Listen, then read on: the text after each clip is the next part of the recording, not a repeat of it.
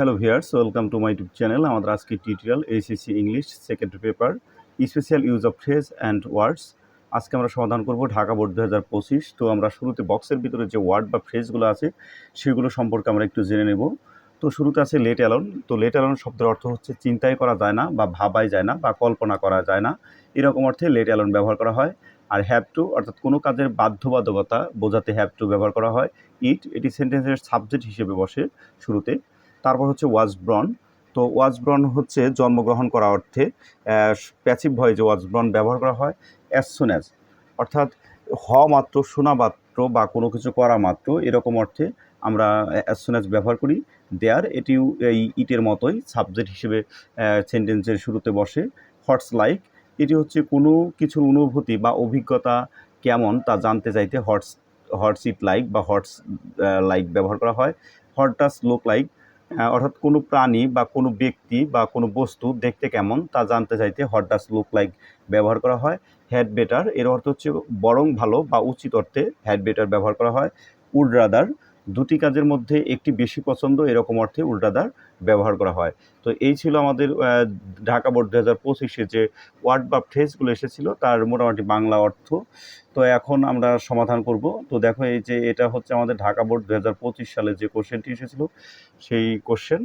তো শুরুতে আমরা এ নাম্বার প্রশ্নটি সমাধান করব। তো এ নাম্বার প্রশ্নে এখানে বলা আছে যে ইউ ড্যাশ, এখানে হ্যাড বেটার, এটা হচ্ছে আমাদের অ্যান্সার। আমরা এখানে অ্যান্সারটা করে দিয়েছি।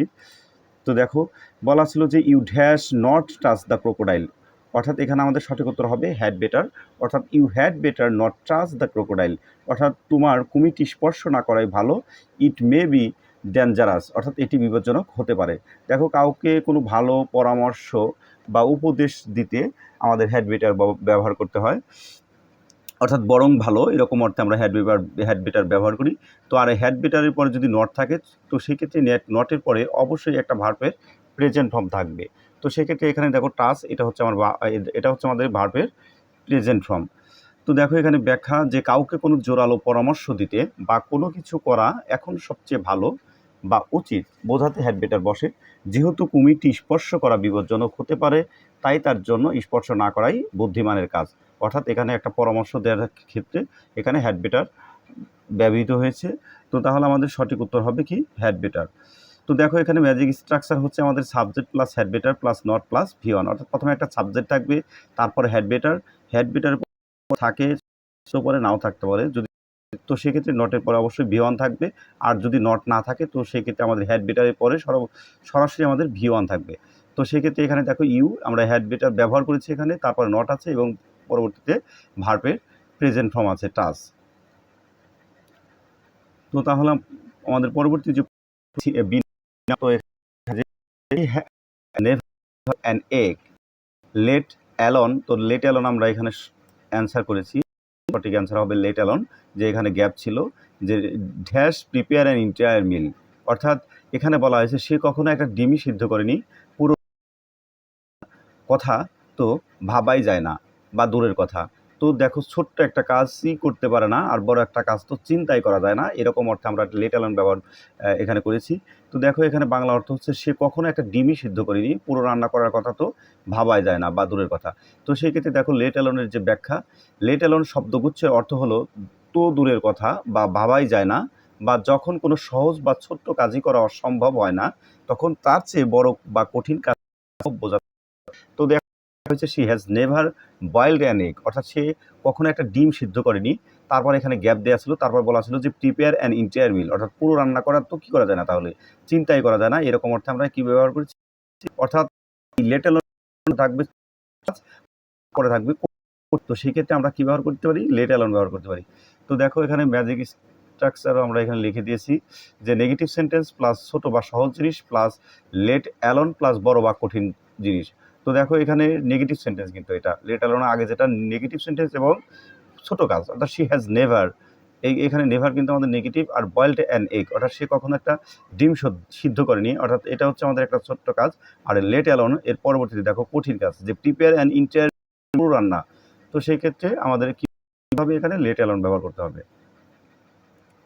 তো দেখো, এখানে সহজ নিয়ম যে বাক্যের প্রথমাংশে নেগেটিভ অর্থ, যেমন এখানে নেভার বয়েলড যেটা বলেছিলাম একটু আগে, এবং শূন্যস্থানের আগে ছোট্ট জিনিস, দেখো এখানে যে লেট অ্যালোন এটা আমরা অ্যান্সার করেছি, এখানে কিন্তু শূন্য, তো এর বয়েলড অ্যান্ড এগ ছোট্ট জিনিস। আর প্রিপেয়ার প্রিপেয়ার অ্যান্ড ইন্টার পুরো রান্না করা এটা হচ্ছে কঠিন কাজ। তো সেই ক্ষেত্রে আমাদের কি বসবে, বসবে। তো এখানে বলা আছে যে শূন্যস্থানের আগে ছোট জিনিস ও পরে বড় জিনিসের উল্লেখ থাকবে, তো সেক্ষেত্রে লেট অ্যালোন ব্যবহার করতে হবে। তো তাহলে আমাদের সঠিক উত্তর হবে লেট অ্যালোন। তো আমাদের পরবর্তী যে প্রশ্নটি 6 নম্বর প্রশ্ন, তো দেখো এখানে বলা হয়েছে ইট ইজ রেইনিং আউটসাইড, অর্থাৎ বাইরে বৃষ্টি হচ্ছে। He will go to the shop, অর্থাৎ সে, তো এখানে আমরা তারপরে বলা ছিল দ্য রেইন স্টপ, তো এখানে সঠিক উত্তর হবে অ্যাজ সুন, মানে অ্যাজ সুন অ্যাজ ব্যবহার করেছি। তো দেখো এখানে কিন্তু গ্যাপ দেওয়া ছিল আমাদের, তো সেক্ষেত্রে আমরা ব্যবহার করেছি যে অ্যাজ সুন অ্যাজ, অর্থাৎ এখানে বলা হয়েছে যে শেষ দোকানে যাবে as soon as the rain stop, অর্থাৎ বৃষ্টি থামা মাত্রই সে কোথায় যাবে, দোকানে যাবে। অর্থাৎ একটা কাজ শেষ হওয়া মাত্রই আর একটা কাজের শুরু হওয়া বোঝাতে আমরা কী ব্যবহার করি, অ্যাজ সুন অ্যাজ। তো সেক্ষেত্রে দেখো ব্যাখ্যা, যেই মাত্র বা সাথে সাথেই বোঝাতে অ্যাজ সুন অ্যাজ ব্যবহার করা হয়। তো দেখো এখানে he will go to the shop as soon as the rain stop, অর্থাৎ বৃষ্টি থামা মাত্রই সে দোকানে যাবে। তো সেক্ষেত্রে থামা মাত্র বা যেই মাত্র বৃষ্টি থামবে সে কোথায় যাবে, দোকানে যাবে। তো এরকম অর্থে আমরা অ্যাজ সুন অ্যাজ ব্যবহার করি। তো তাছাড়া এখানে একটি ঘটনা ঘটার সাথে সাথে বা তৎক্ষণাৎ আরেকটি ঘটনা ঘটলে এটি দুটি ক্লোজের মাঝখানে বা শুরুতে বসে সংযোগ তৈরি করে। তো দেখো এখানে মাঝখানে বসেছে, এটা শুরুতেও বসতে পারে। তো এই রকম অর্থে আমরা যেই মাত্র বা সাথে সাথেই অথবা একটা কাজ শেষ হওয়া মাত্র আর একটা কাজে শুরু হওয়া বোঝাতে আমরা অ্যাজ সুন অ্যাজ ব্যবহার করতে পারি। তো দেখো এখানে সহজ নিয়মে সেম জিনিসটা বলা হয়েছে যে একটি কাজ শেষ হওয়ার সাথে সাথে যখন আরেকটি কাজ ঘটে তখন মাঝখানে অ্যাজ সুন অ্যাজ বসে। তো সেক্ষেত্রে আমাদের এখানে অ্যাজ সুন অ্যাজ ব্যবহৃত হয়েছে। তো দেখো এখন আমাদের পরবর্তী যে প্রশ্নটি ডি নাম্বার প্রশ্ন, তো এখানে বলা হয়েছে যে I don't need a lift, অর্থাৎ আমার লিফটের প্রয়োজন নেই। আই ড্যাশ ওয়াক, অর্থাৎ এখানে আমরা ব্যবহার করবো যে উড রাদার, অর্থাৎ আমার লিফটের প্রয়োজন নেই। আই উড রাদার ওয়াক, অর্থাৎ আমি বরং হেঁটেই যাব। তো সেক্ষেত্রে দেখো আমরা জানি যে উড রাদার এমন একটা সেন্টেন্সে বসে, অর্থাৎ যেখানে দুটি কাজের মধ্যে একটি বেশি পছন্দ, আমরা জানি যে উড রাদার বসে। তো সেক্ষেত্রে এখানে লিফটে যাওয়ার চাইতে সে হেঁটে যাওয়াকেই বেশি প্রাধান্য দিচ্ছে, অর্থাৎ দুটি অপশনের মধ্যে তার একটি অপশন বেশি পছন্দ। তো সেক্ষেত্রে আমরা এখানে উড রাদার ব্যবহার করতে পারি। তো আমরা জানি যদিও যে দেনযুক্ত সেন্টেন্সে উড রাদার বসে, তো কিছু কিছু ক্ষেত্রে এখানে ব্যতিক্রম হতে পারে, অর্থগত দিক মিল রেখে আমাদের এখানে উড রাদার বসেছে, অর্থাৎ এখানে কিন্তু দেন নেই যদিও। তো কিন্তু এখানে আমাদের অর্থগত দিক দিয়ে দুটি কাজের মধ্যে একটি বেশি পছন্দ এরকম অর্থ প্রকাশ করছে। তো সেক্ষেত্রে ব্যবহার করবো। তো দেখো অর্থ বলা হয়েছে যে আমার প্রয়োজন নেই, আমি বরং হেঁটেই যাব। ব্যাখ্যা, দুটি কাজের মধ্যে একটিকে বেশি পছন্দ করা তবুও ভালো কিন্তু বোঝাতে উড রাদার বসে। এখানে গাড়িতে যাওয়ার চেয়ে হাঁটাকেই স্টে বা বেশি পছন্দ করা হয়েছে। তো সেক্ষেত্রে আমাদের কি বসাতে হবে, উড রাদার। তো তাহলে আমাদের সঠিক উত্তর হবে would rather, would rather, would rather. তাহলে আমাদের সঠিক উত্তর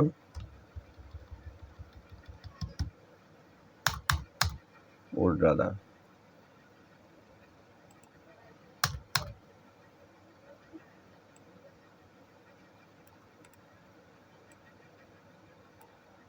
তাহলে আমাদের সঠিক উত্তর হবে উড রাদার।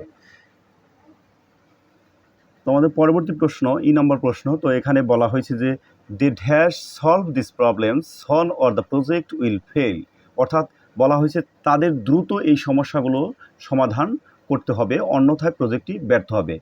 অর্থাৎ দেখো কোনো কাজের যখন বাধ্যবাধকতা প্রকাশ করে বোঝায়, তখন সেই ক্ষেত্রে আমাদের কী বসে, হ্যাভ টু বসে। অর্থাৎ যখন কোনো একটা কাজ করতে হয় যে সেই কাজটা না করলে হিতে বিপরীত হতে পারে, তো সেই ক্ষেত্রে আমরা হ্যাভ টু ব্যবহার করব। তো দেখো যেহেতু এখানে সমস্যার কথা বলা হয়েছে, অর্থাৎ প্রজেক্টে অনেকগুলো সমস্যা আছে, তো সেই ক্ষেত্রে দে হ্যাভ টু আমরা বলতে পারি যে they have to solve this problem soon, অর্থাৎ তাদের দ্রুত এই সমস্যাগুলো সমাধান করতে হবে। অন্যথায় দ্য প্রজেক্ট উইল ফেল, অন্যথায় প্রজেক্টটি কী হবে, ব্যর্থ হবে। অর্থাৎ এখন এখানে দেখো একটা কাজের একটা বাধ্যবাধকতা প্রকাশ করছে, তো সেক্ষেত্রে এখানে সঠিক উত্তর হবে হ্যাভ টু। তো দেখো এখানে ব্যাখ্যায় বলা হয়েছে যে ভবিষ্যতে বা বর্তমানে কোনো কাজের বাধ্যবাধকতা বা অবশ্যই করতে হবে এমন বোঝাতে হ্যাভ টু বসে। যেহেতু সমস্যার সমাধান না করলে প্রজেক্টটি ফেল করবে, তাই কাজটি করা বাধ্যতামূলক। ঠিক আছে, তো এখানে কাদের বাধ্যবাধকতা প্রকাশ করছে। আর এখানে ম্যাজিক স্ট্রাকচার হচ্ছে যে সাবজেক্ট প্লাস হ্যাভ টু বা has to plus V one, অর্থাৎ হ্যাভ টু বা হ্যাজ টু। তো যদি এখানে দেখা যাচ্ছে থার্ড পার্সন সিঙ্গুলার নাম্বার থাকতো সাবজেক্ট, তাহলে আমাদের এখানে হ্যাজ টু ব্যবহার করতে হতো। তো যেহেতু এখানে সাবজেক্ট হচ্ছে প্লুরাল, তো সেক্ষেত্রে আমাদের কী ব্যবহার করতে হবে, হ্যাভ টু ব্যবহার করতে হবে। আর হ্যাভ টুর পরে অবশ্যই ভার্বের প্রেজেন্ট ফর্ম থাকবে। তো দেখো এখানে সলভ, এটা কিন্তু ভার্বের প্রেজেন্ট ফর্মে আছে। তো তাহলে সেই ক্ষেত্রে আমাদের সঠিক অ্যান্সার হবে হ্যাভ টু।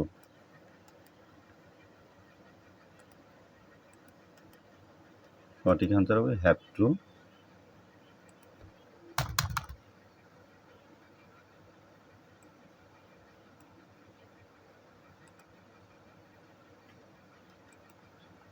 Have to. তো দেখো এখানে সহজ নিয়মে বলা হয়েছে যে কোনো কাজ করা বাধ্যতামূলক বা জরুরি বোঝালে এবং সাবজেক্ট প্লুরাল, যেমন এখানে দে হলে শূন্যস্থানে হ্যাভ টু বসবে। অর্থাৎ সাবজেক্ট যদি প্লুরাল হয় তাহলে হ্যাভ টু বসবে, আর যদি সিঙ্গুলার হয় তো সেক্ষেত্রে হ্যাজ টু ব্যবহার করতে হবে। তো এটাই বলা হয়েছে আসলে মূলত এখানে। তো আমাদের পরবর্তী যে এফ নাম্বার কোশ্চেনটি, সেটি আমরা সমাধান করব। তো এফ নাম্বার কোশ্চেনে এখানে বলা হয়েছে যে দ্য হাউস ওয়াজ ডার্টি, অর্থাৎ বাড়িটি নোংরা ছিল। তারপর বলা হয়েছে যে dash was John who cleaned the house. তো সেক্ষেত্রে এখানে আমরা ব্যবহার করব হচ্ছে ইট। দেখো শূন্যস্থান এখানে কিন্তু একটা গ্যাপ দেওয়া আছে। তো গ্যাপের অর্থাৎ শুরুতে এখানে একটা সাবজেক্ট হিসেবে কোনো একটা ওয়ার্ড বসবে। তো সেক্ষেত্রে আমরা এখানে ওয়াজের সাথে আমরা ইট ব্যবহার করব। তো ইট কেন ব্যবহার করব, এর জন্য দেখো বলা আছে যে কোনো ব্যক্তি বা বিষয়ের উপর জোর দিয়ে কোনো কথা প্রকাশ করতে বাক্যের শুরুতে ছদ্মবেশী বা ইন্ট্রোডাক্টরি সাবজেক্ট হিসেবে ইট বসে। এখানে জন যে কাজটা করেছে তা জোর দিয়ে বলা হচ্ছে, অর্থাৎ বলা হচ্ছে যে দ্য হাউস ওয়াজ ডার্টি, অর্থাৎ বাড়িটি নোংরা ছিল। ইট ওয়াজ John who cleaned the house, অর্থাৎ জনই এই বাড়িটা এটা কী করেছে, পরিষ্কার করেছে, অর্থাৎ একটু জোর দিয়ে বলা হয়েছে। তো সেক্ষেত্রে আমরা এখানে সাবজেক্ট হিসেবে ইট ব্যবহার করব। ইট ব্যবহার করব। তো সেক্ষেত্রে আমাদের শূন্য স্থানে বসবে ইট।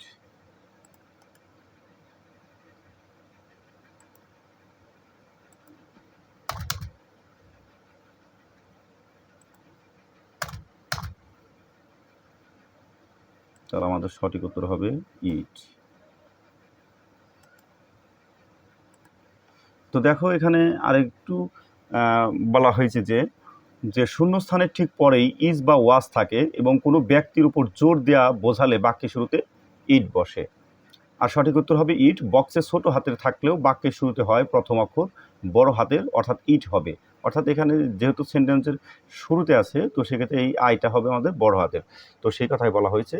তো আমাদের পরবর্তী প্রশ্ন, যেটা জি নাম্বার প্রশ্ন। তো জি নাম্বার প্রশ্নে এখানে বলা হয়েছে যে ড্যাশ গোস এ প্রবাদ that morning shows the day, অর্থাৎ একটা প্রবাদ আছে যে সকালটাই বলে দেয় দিনটা কেমন। ঠিক আছে, তো সেই ক্ষেত্রে এখানে দেয়ার বসবে। তো এটাও সেন্টেন্সের ইন্ট্রোডাক্টরি সেন্টেন্সের শুরুতে সাবজেক্ট হিসেবে দেয়ার বসবে। তো দেখো অর্থাৎ কোনো স্থানে বা কোনো কিছুর অস্তিত্ব আছে বা নেই বোঝাতে কী বসে, দেয়ার বসে সেন্টেন্সের সাবজেক্ট হিসেবে শুরুতে। তো সেক্ষেত্রে একটা প্রবাদ আছে এরকম বোঝাতে আমরা এখানে দেয়ার ব্যবহার করব। তো দেখো এখানে বাংলা অর্থ বলা হয়েছে যে একটা প্রবাদ আছে যে সকাল দেখেই দিনটা কেমন তা বোঝা যাবে, অর্থাৎ সকালটাই বলে দেয় দিনটা কেমন। তো এটা হচ্ছে একটা প্রবাদ বাক্য। তো এখানে ব্যাখ্যায় বলা হয়েছে যে কোনো স্থানে কোনো কিছু আছে, ছিল বা ঘটে এমন অস্তিত্ব প্রকাশ করতে বাক্যের শুরুতে ইন্ট্রোডাক্টরি দেয়ার বসে। প্রবাদ বা গল্পের শুরুতে সাধারণত দেয়ার বসে। ঠিক আছে, তো দেখো এখানে সহজ নিয়মে বলা হয়েছে যে ইংরেজি গ্রামারে কোনো প্রবাদ বাক্য শুরু করার সময় সাধারণত দেয়ার গোস এ প্রবাদ বা দেয়ার ইজ সেইং ফ্রেজটি ব্যবহৃত হয়। তো তাহলে সঠিক উত্তর হবে আমাদের এখানে দেয়ার। দেয়ার সঠিক উত্তর হবে দেয়ার।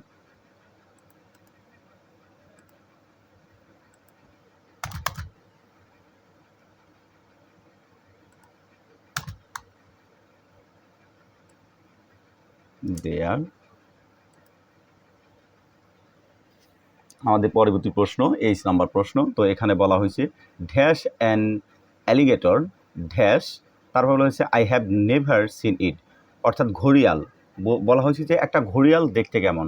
তো আমরা শুরুতে বলেছিলাম যে কোনো কিছু দেখতে কেমন, কোনো প্রাণী বা কোনো আজব প্রাণী বা কোনো বস্তু দেখতে কেমন তা জানতে চাইতে আমরা জানি যে হোয়াট ডাজ লুক লাইক ব্যবহার করা হয়। তো হোয়াট ডাজ লুক লাইক এমন একটা সেন্টেন্সে বসে যে সেন্টেন্সে আমরা জানি যে দুটি গ্যাপ থাকে। তো দেখো এখানে দুটি গ্যাপ আছে এবং শেষে কোশ্চেন মার্ক থাকে।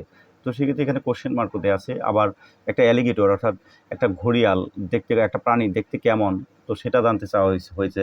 তো সেক্ষেত্রে এখানে আমরা শুরুতে হোয়াট ডাজ ব্যবহার করব এবং পরবর্তীতে লুক লাইক ব্যবহার করব। তো তারপর আবার বলা হয়েছে যে আই হ্যাভ নেভার সিন ইট, অর্থাৎ আমি এটি কখনো দেখিনি।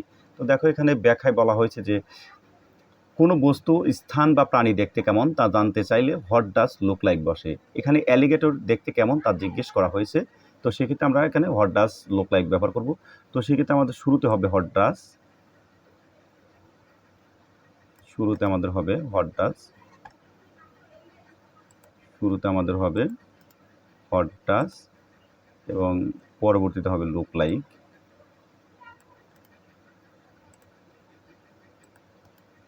Look like. তো এখানে গ্যাপ,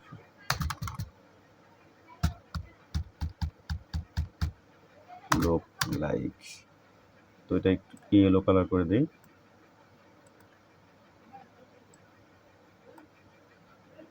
এটাও ইয়েলো কালার করে দিলাম।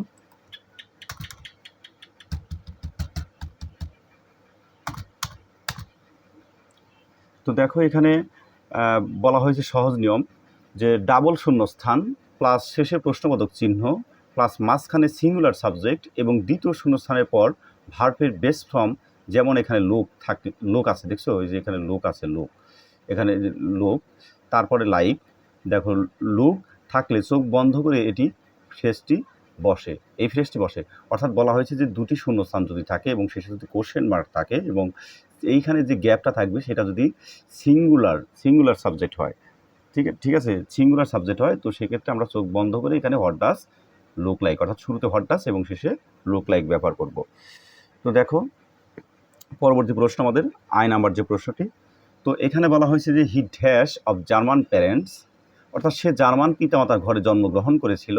ইনফ্যাক্ট যদি বা প্রকৃতপক্ষে he lived most of his life abroad, অর্থাৎ সে তার জীবনের বেশিরভাগ সময় বিদেশে কাটিয়েছে। অর্থাৎ দেখো কোনো কোনো কোনো ব্যক্তি বা কবি, সাহিত্যিক, যাদের কথাই বলি না কেন, যদি তাদের জন্মসাল বা জন্মস্থান বা কোন পরিবারে জন্মগ্রহণ করেছে সেটা দেয়া থাকে, তো সেক্ষেত্রে তাদের জন্মগ্রহণ করার অর্থে প্যাসিভ ভয়েসে আমরা জানি সবসময় কী বসে, ওয়াজ ব্রন বসে। তো সেক্ষেত্রে এখানে কী বসবে, ওয়াজ ব্রন। তো দেখো এখানে বলা হয়েছে যে সে জার্মান পিতামাতার ঘরে জন্মগ্রহণ করেছিল, প্রকৃতপক্ষে সে তার জীবনের বেশিরভাগ সময় বিদেশে কাটিয়েছে। অর্থাৎ এখানে একটা পরিবারের কথা বলা হয়েছে যে জার্মান পিতামাতার ঘরে জন্মগ্রহণ করেছিল। তো সেই ক্ষেত্রে দেখো এখানে ব্যাখ্যায় বলা হয়েছে যে কোনো মানুষ, কবি বা বিখ্যাত ব্যক্তির জন্মস্থান বা পিতামাতার ঘরে জন্ম নেওয়ার কথা বলা হলে পাস্ট পার্টিসিপল হিসেবে সবসময় ওয়াজ ব্রন ব্যবহার করতে হয়। অর্থাৎ জন্মগ্রহণ করার অর্থে কী ব্যবহার করতে হয়, ওয়াজ ব্রন ব্যবহার করতে হবে। তো সেক্ষেত্রে আমাদের সঠিক উত্তর হবে ওয়াজ ব্রন, সঠিক উত্তর হবে ওয়াজ ব্রন।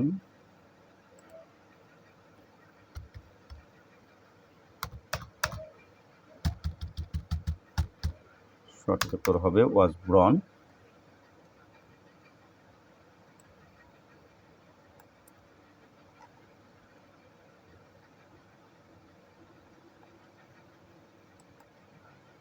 তো দেখো এখানে বলা আছে যে ম্যাজিক স্ট্রাকচার বলা আছে যে পার্সন অর্থাৎ ব্যক্তি plus was born plus of parents বা ইন, স্থান বা সাল।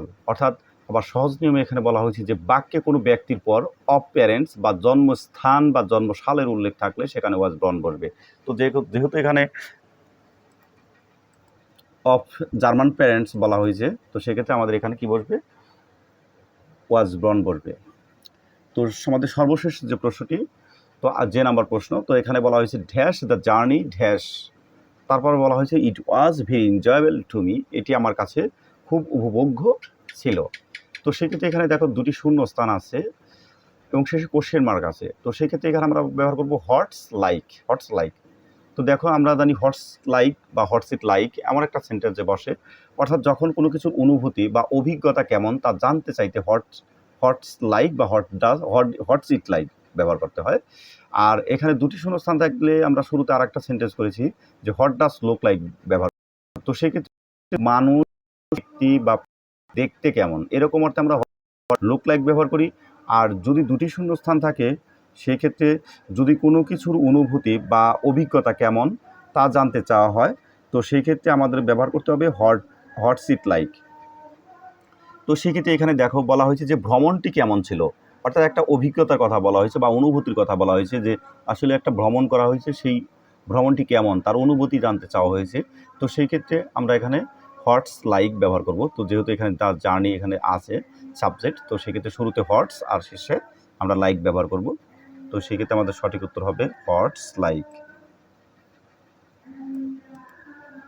হোয়াটস লাইক,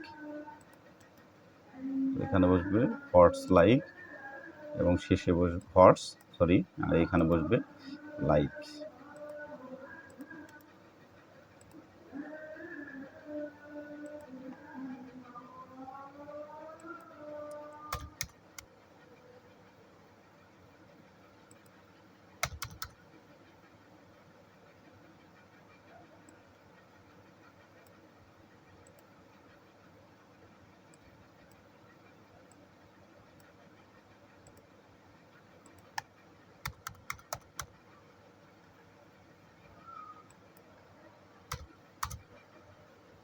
তো দেখো এখানে বলা হয়েছে যে ব্যাখ্যায় বলা হয়েছে যে কোনো কিছুর অনুভূতি বা অভিজ্ঞতা কেমন তা জানতে চাইতে হোয়াটস ডট লাইক বা হোয়াটস ইট থাকতে পারে, ইটস লাইক ব্যবহার করা হয়। এখানে ভ্রমণের বাহ্যিক রূপ নয়, বরং ভ্রমণের অভিজ্ঞতা কেমন ছিল তা জানতে চাওয়া হয়েছে। তো সেক্ষেত্রে আমাদের কি ব্যবহার করতে হবে? হোয়াটস লাইক ব্যবহার করতে হবে। তো দেখো এখানে ম্যাজিক স্ট্রাকচার আমরা এখানে লিখে দিয়েছি। তারপরে সহজ নিয়ম, এটিও ডাবল শূন্যস্থান ও প্রশ্নবোধক চিহ্নের বাক্য থাকবে, ঠিক আছে। তো দেখো এখানেও শেষে কিন্তু একটা কোশ্চেন মার্ক আছে, আর শূন্যস্থান কিন্তু দুটো শূন্যস্থান আছে। তবে এর পরের বাক্যে উত্তর দেয়া থাকে, যেমন ইট ওয়াজ ভেরি এনজয়েবল, যা দিয়ে অভিজ্ঞতা প্রকাশ পায়। অর্থাৎ এর বাক্যে যেটা কেমন ছিল, যে প্রশ্নটা করা হয়েছে তার একটা উত্তরও এখানে শেষে দেয়া থাকবে। তো এখানে কিন্তু বলা হয়েছে যে it was very enjoyable to me, অর্থাৎ এটি আমার কাছে খুব উপভোগ্য ছিল। তো এই ছিল আমাদের আজকের টিউটোরিয়াল। তোমার পরবর্তী প্রত্যেকটি ভিডিও পেতে অবশ্যই চ্যানেলটিকে সাবস্ক্রাইব করবে এবং সাথে থাকা বেল আইকনটি বাজিয়ে দিবে।